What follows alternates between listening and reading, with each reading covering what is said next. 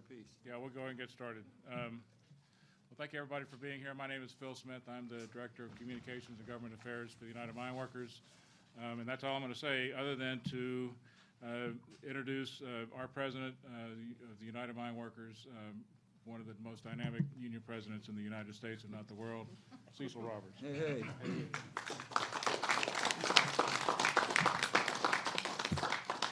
It's always amazing when people who work for you introduce you, isn't it?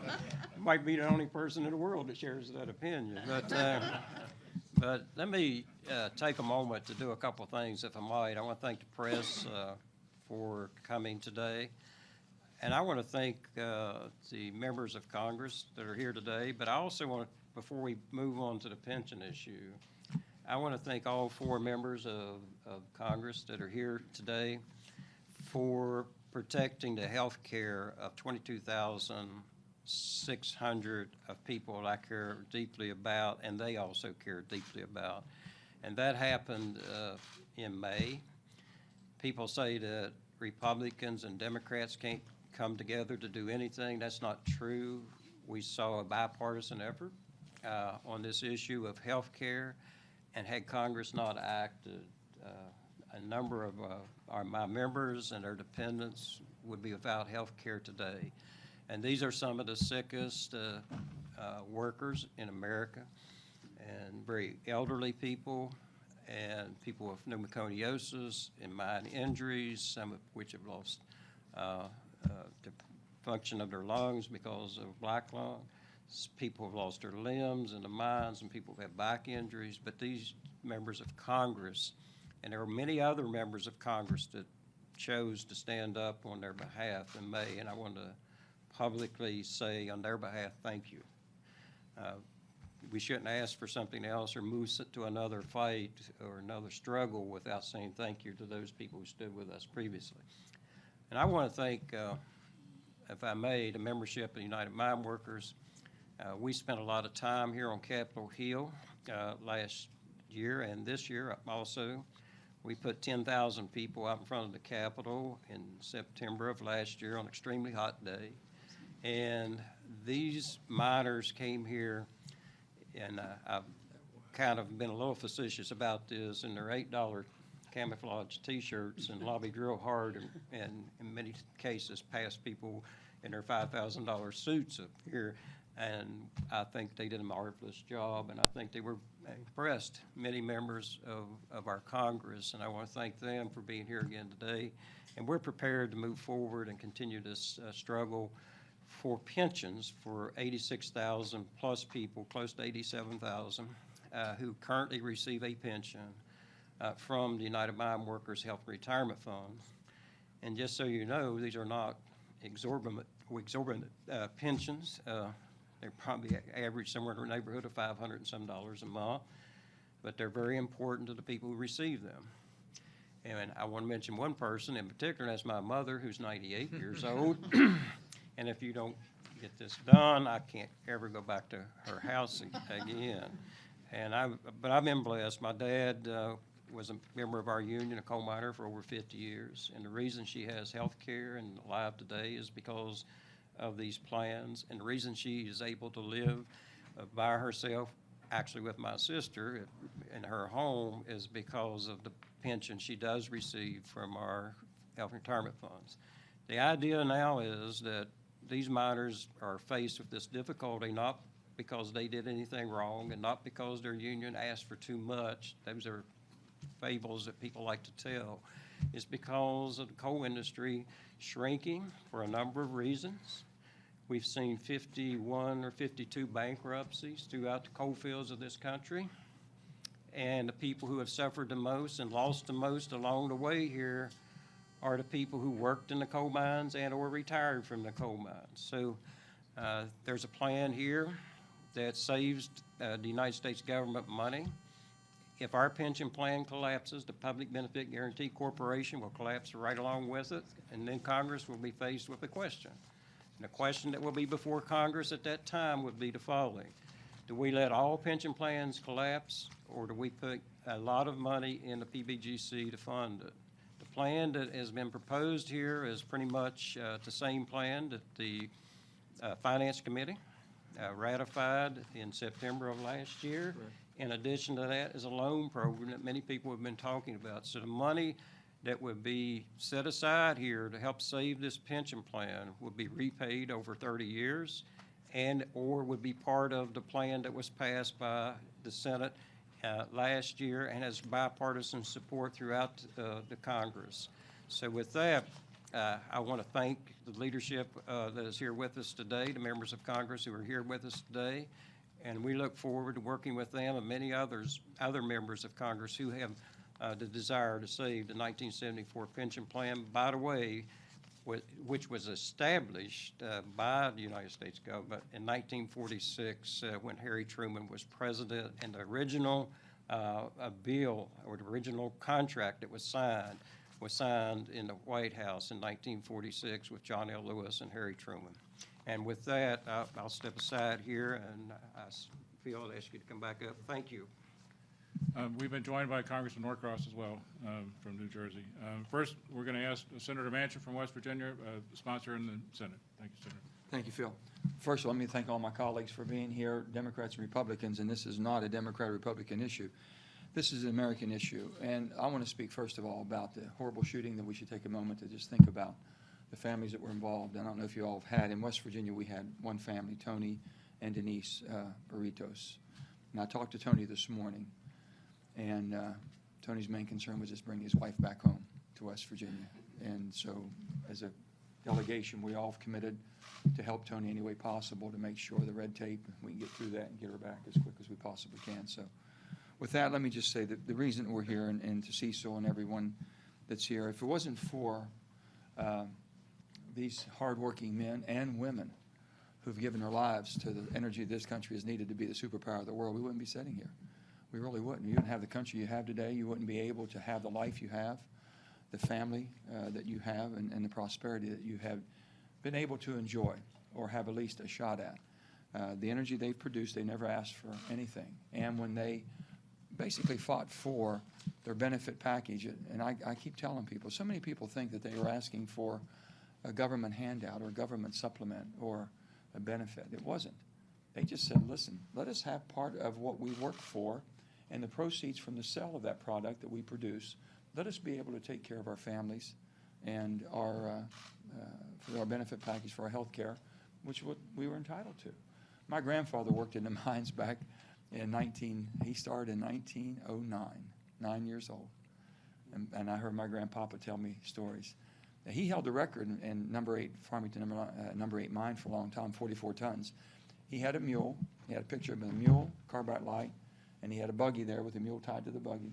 And the mule was more important than he was. And he knew that. It was more valuable the mule was than he was. They could replace him easy, and they could a good mule that work in the mines. So with that being said, boom, 1927, Papa gets blackballed and thrown out of the mines because he was trying to say, can't make it on the script.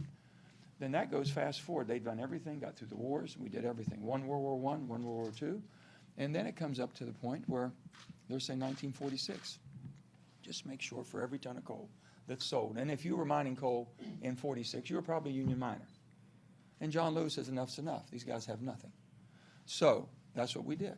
And we have a resolution. It was signed. It was basically ratified here many times. If we'd have done this back last year when Cecil was talking about, we all tried. Everybody tried. David and Peter and Congressman Norton, they all tried. We tried to get this in. This would have been settled.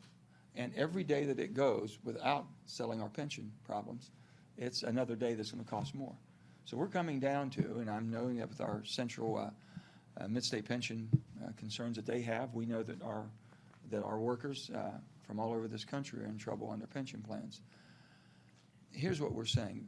We've got to fix this, and we've got to make sure that we take care of the people who have paid for it. They didn't ask for anything. When it was taken out of their paychecks as far as their benefit package, it was money they didn't take home. They didn't say, hey, you owe me. They just said, fine, I'll have it later. And then you get to the end of your working career and you say, okay, who's got my money? What happened to it? I sure didn't get it. I didn't take it home. My kids didn't prosper from it.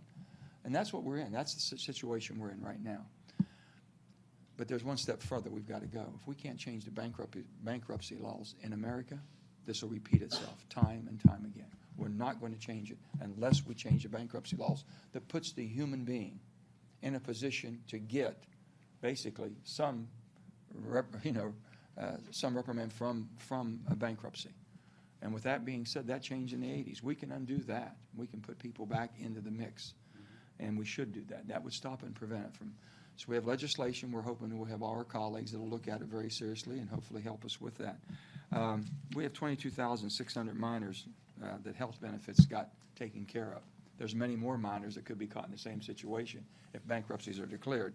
Then we have, on top of that, we have right now, I think 87,000 minors that are being affected.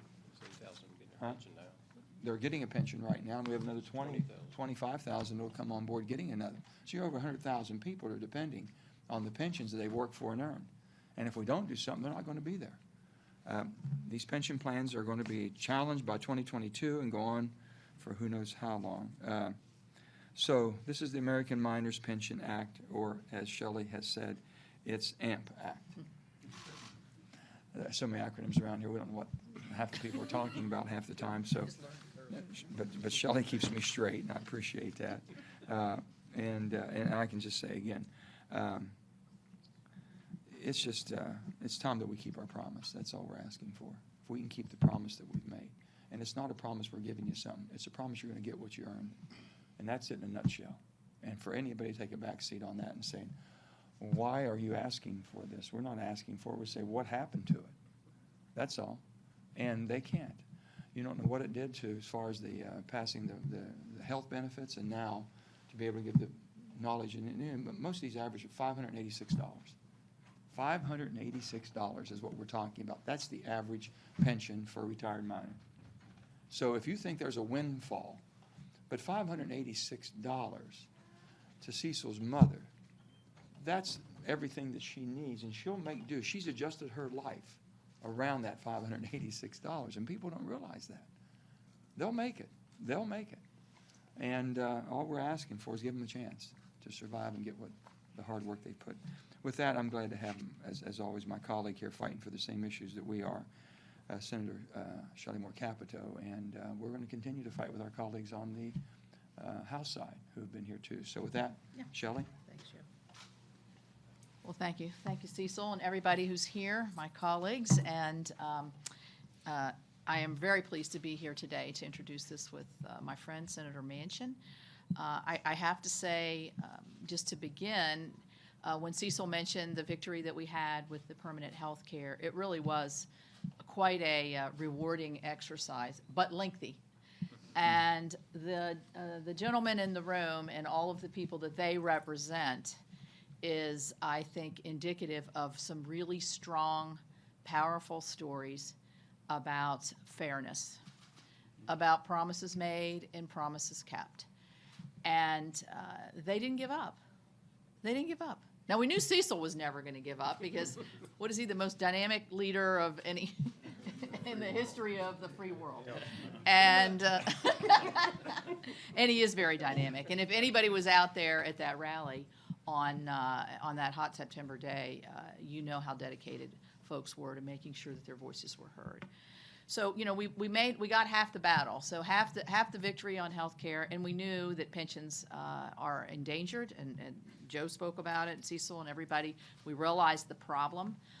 And so today we are here to sort of announce how we're going to get through this problem. Over 100,000 people would be impacted. 26,000 of those live in our state, David, of West Virginia.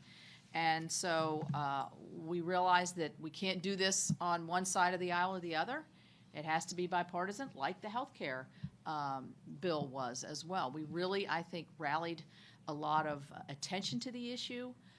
We educated our members, our fellow senators, and on the House side, the other members, as to how absolutely important this is. And so I'm really proud to stand here with these hardworking West Virginians. And as I said, many of them have traveled not just throughout the state where we've met, but to Washington at the same time to really present their case. And so I think the way that we've looked at this is, again, I'll go back to fairness.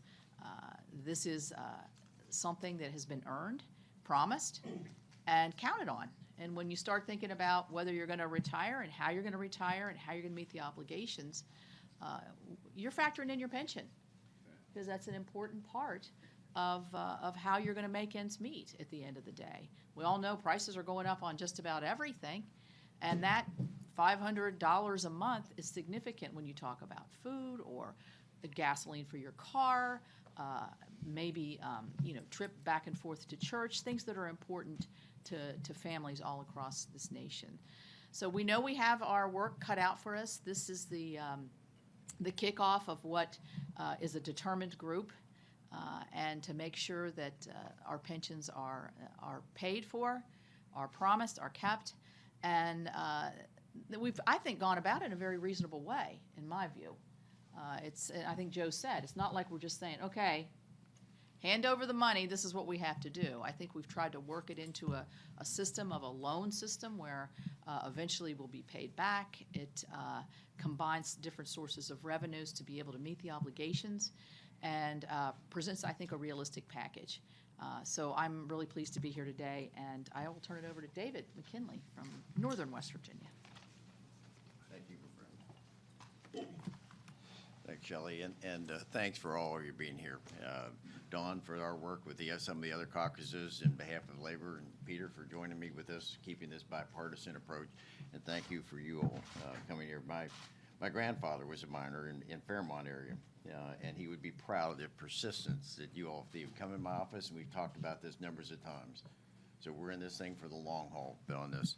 So I think it's important for all of us to, now you've heard it several times, so I won't I'll try not to repeat it, but the primary thing here is we're trying to keep our promise. Congress made a commitment back in '46 with the president, and we've got to keep that promise. And I think we did it. We took our first step earlier this year. We took care of the health care. That was one thing that it took a lot of give and take, but we were able to take care of that with it. So, and now we have something even bigger. This pension, and you've all heard, and you understand as well what the impact the pension could have for all of us, anyone, the people that are counting on that. So, we've got to give these guys a peace of mind. Something they want to know that it's taken care of, and even though the pension fund from the actuarial say it may not expire, go belly up until 21 or 22. That's easy for Congress or someone with means to be able to deal with that. But what about them and their lives? What caused the uncertainty that swirls as a result that they don't know what's going to happen to them. So we've got to get this thing done. And I think working with Cecil and the whole group over here has been very important. Phil has been an incredible person. He's been in our office all the time. We've been working on this. This thing just didn't begin last year. We've been working on this all 6 years I've been in Congress, trying to get this thing resolved, finding a compromise that'll make it work, taking care of the health care first, and then working on the pension, because we had some differences. Now we seem to be coming together. I think people needed to understand the ramifications of this. So I thank all of you, and particularly these guys, because you made America great. You were the ones that fueled our nation, that made us what we are today. And we've got to make sure that that promise made in '46 is upheld. Just like we took care of it on health care, now let's do it on pensions, okay? So thank you very much for being here, and it's an honor to be here in Congress, to be able to represent you, to be your voice, because you need a seat at the table. And we're going to be that. The four of us are going to be speaking in your behalf as we negotiate this and work our way back through it. But you've earned it. Let's make sure we deliver on that promise. So thank you very much. And I'll turn it over to a fellow that prior to several years ago had never been underground. And I took him underground to show him a mine, give him a little trip to see what it's like to go underneath there. And he's come back, and Peter Welch has been one of our strongest advocates in behalf of the UMWA in this issue. So Peter, thank you very much. Thank you. Thank you.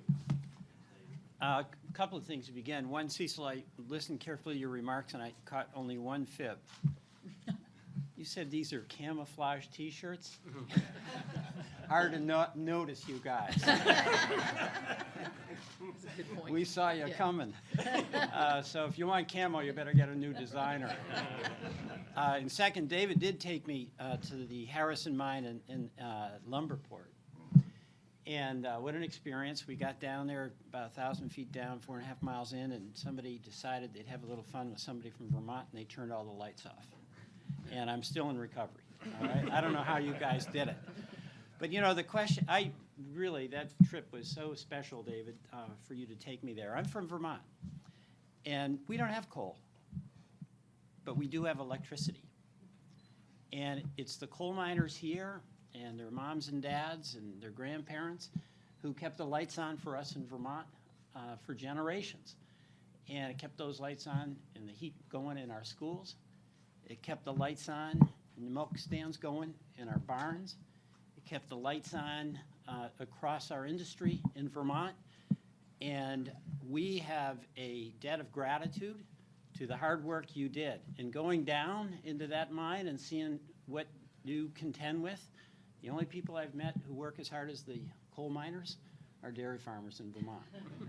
It's people work hard. They just do the job. They don't ask what the problem is. They just solve the problem.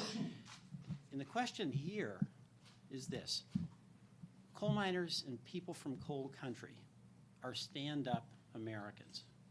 The question now is whether America will stand up for them. It's that simple. It's who we are. When somebody has worked hard, they've paid into their pension, got to the point of retirement, and then they go to collect their pension that they've earned. And the news is some bankruptcy court says that you no longer have your pension fund. Is that acceptable to any of us in America? And I'm telling you, when I have talked to Vermonters about me going down to coal country, and I tell them about my experience meeting you and what's happened to your health care benefits and is happening to your pension benefits, Vermonters say to me, Peter, we have got to stand with the coal miners. That is the feeling that hardworking Americans have. And the challenge now, since Congress represents America, is whether we'll be successful in helping Americans across this country do for the coal miners what Americans know the coal miners have done for us, and that's stand up for us. We are in this for the coal miners, to be sure, but we're in it for our own soul. You do it for us in Vermont, and we want to do it for you in West Virginia. Thank you. Thank you.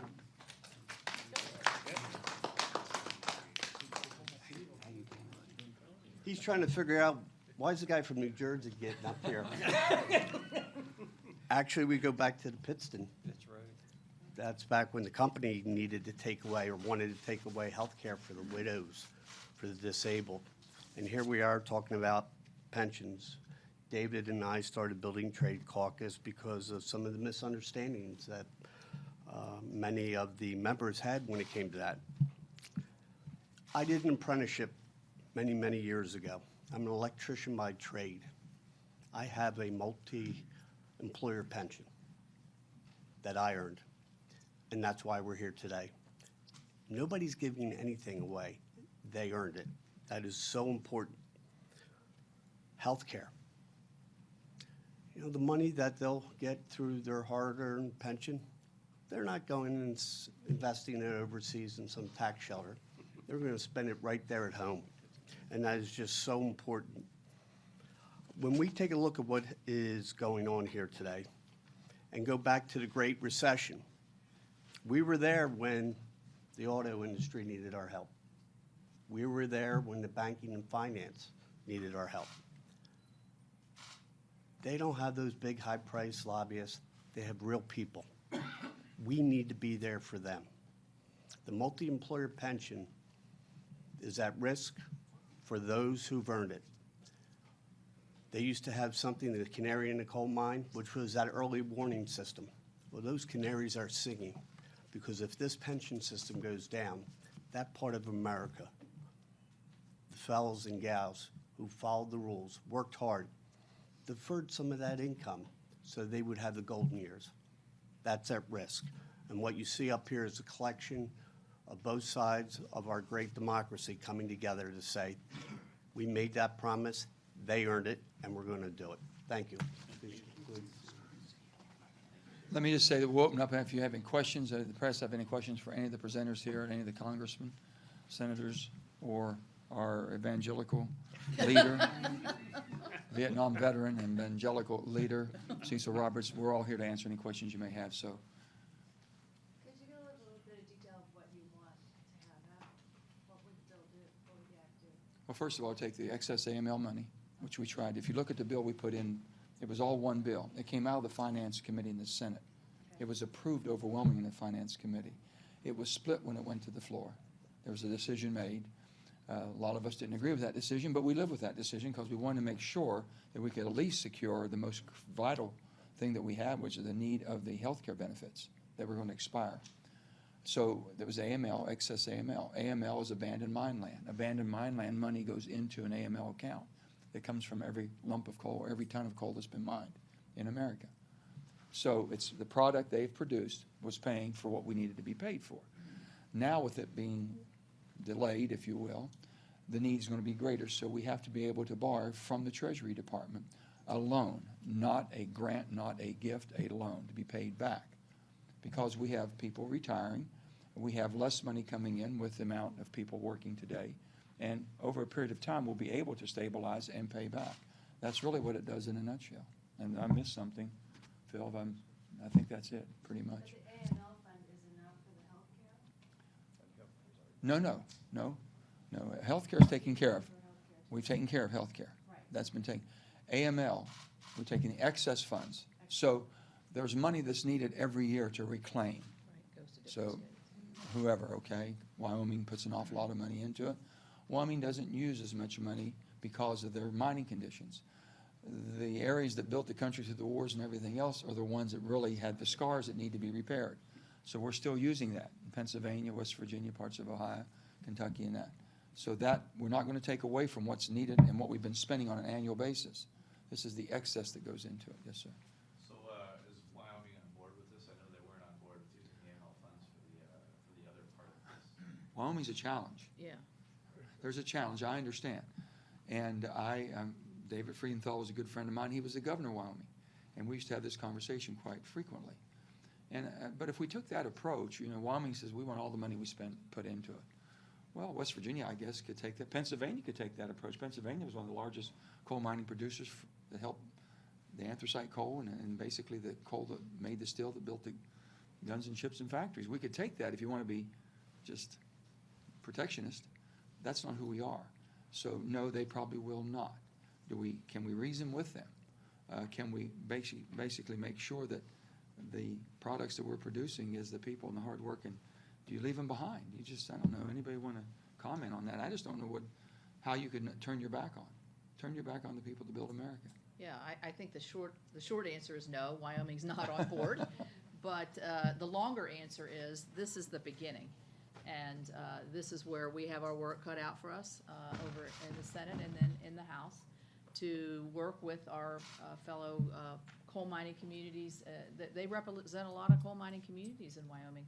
So we're going to work on that portion of it and see where we can reach a compromise, maybe where they're guaranteed a certain amount, which they are, I think, already, and then move from there. So it's a work in progress with Wyoming. This is no fault of their own.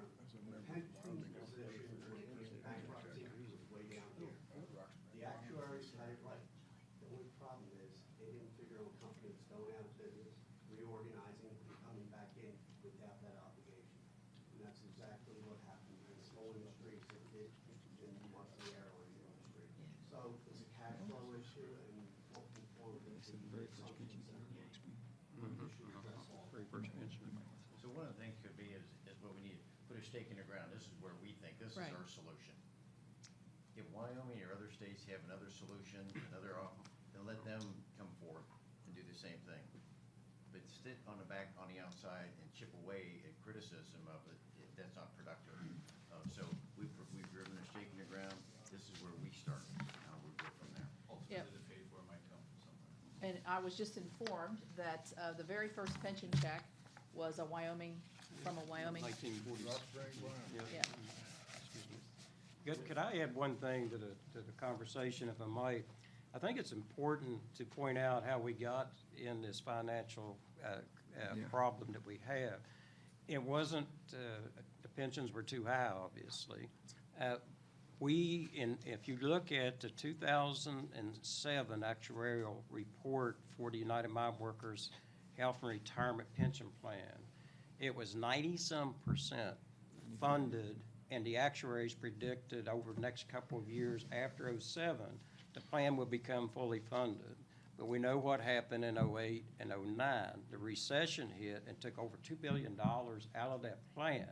That is how we got into difficulty we're in. We could not recover because 50-some bankruptcies later and 4 major bankruptcies of companies that paid into this fund were relieved of the responsibility of contributing. So the retirees did absolutely nothing wrong. The trustees of the fund did absolutely nothing wrong. Congress has been pointed out here, and I'm not quarreling about that today as we stand here, saw fit to say, well, let's help this group here because of the recession. Let's help the people that arguably caused the recession out here. All we're saying, let's help the people that did absolutely nothing wrong here but worked their rear ends off for 50 to 60 years in a coal mine, something most people wouldn't do at gunpoint. And I would suggest to you that this country has benefited greatly by the work of these coal miners. We've had the cheapest electricity in the world because of these coal miners, allowing a lot of people to become millionaires, a few people to become billionaires, and a lot of corporations to become extremely wealthy off the backs of the work that these men and women did in their careers. And so all we want is to be treated at least half as decently as everybody else has been treated up here. I'm going to have to go. See you all. Thank you. Thank All you. right. Thank you, Senator. Bye. Yeah. All right. See you soon. That's a cap, it's a cap. Or the cap, yeah, sure. Maximum. Is that enough to cover the annual unfunded or underfunded liability? We believe it is. Is it, how big is that liability annually? Well, how big can liability be, Phil? Right now, it's 600 million. Okay. That will go down because of people dying. They're aging out. So the fund is closed. There's nobody to fund it. I see. And what's the timeline for this bill? What are the? When does it start really? Every day we wait, it gets more expensive. That's the problem. If we'd have done it when we had it all consolidated into one bill, it would have been the best time to do it. But right now, it keeps growing, so the timeline is as quickly as we can get it done. There's other pension problems, as you know. This one hits, I think, critical mass 2022? 21? Yeah, that's critical mass to win. And really, basically, the healthcare, the benefits of healthcare, they were thousands and thousands were losing them at the end of last year. We stopped that, so we don't want to go clear out to 21. Yes, but I mean, politically, is there, are you trying to tee it up in a certain committee hearing? Do you think it, might get rolled into a spending deal similar to what happened with healthcare? I think David, yeah. I think that's one of the options. Again, it's a process. We've begun today. We're gonna look at different ways. It's either gonna stand alone, but more likely it'll be wrapped into something else. But whatever that is, we're getting ready. We're getting everything lined up. We're making sure that we've raised the volume so people understand the consequences of this if we don't take action, and then we'll pass this. There's no group of people that at the front of the line more so than the UMW. And the reason I say that, because they're the only ones that have an arrangement, agreement, and resolution from 1946, committed to make that happen. We're sympathetic about all we know. We have a lot of brothers and sisters and colleagues that are representing people in different parts of the country that are really in dire situation. So how they do this, how they maneuver it, is yet to be seen. But if we don't take the move that we're taking today and the initiative we're taking by dropping our bill with all of us on supporting it, I guarantee you, we could be in really serious problems. For the West Virginia in particular, are you, the president's very popular in your state. Have you talked to him about this lately? Is he going to be on board? Is he going to be tweeting about it, talking about it, however it is? Well, if you can control the tweets and know what's coming out, you're a better person than I am. With that being said, yes, he does support. I think all of us have had conversations with him. Yes, he does support. He's been very vocal about the support for this from day one. So I would not think that he would change anything different. He'll still be very supportive to fix what the miners need to be fixed. It's a loan. That means they have to pay off. And you mentioned multi-employer plans in general, bankruptcies and things like that. Is this gonna be part of the broader effort by Teamsters, UPS, others to have a loan, federal loan program? Each Or one to of help them, PBGC? right, each one of them has a little uniqueness to it and how they got there. But the one thread that takes all of them together is pension position. So we're going to do this bill, fix it for the mine workers, but that issue still is out there. The difference, Don, with us, UMWA, ours is coming from, part of it's coming from AML. That would be hard, and I could understand Wyoming and all the other states really balking against that if it tried to go into a general fix, the PPGA. So with that being said, we're in a very unique position to do something and have less cost, or less borrowing that's needed from the federal government. But we can't tell you what vehicle will be taken because, you know, the road has got many branches as far as in this place. There's it right back there. I'm sorry, sir. Any conversations with McConnell at this point? Any new conversations? Any new conversations? Yeah, I know he had trepidation about, you know, the pensions and setting. Well, let me just tell you one thing. I'm going to give Mr. McConnell, you know, he worked with us at the end. He came to understanding how vital this was needed and helped us propel. And I think he acknowledged publicly that the health care, finally, you know, he understood that people in Kentucky and people all over the coal fields were in dire straits in the time. I just hope they don't wait till 2021. We're trying to accelerate this so we don't get in a bigger hole. So the AML itself is slated to expire when, in 2020? I mean, will that affect the whole thing you guys are talking about? Phil? 2022. It'll be installed in by 2022. No, the fund is, the AML fund itself is supposed to sunset. Sunset. Congress will have to take action. But the fund will be out by. The fund, it'll keep going. Anybody else? Thank you all. Appreciate it.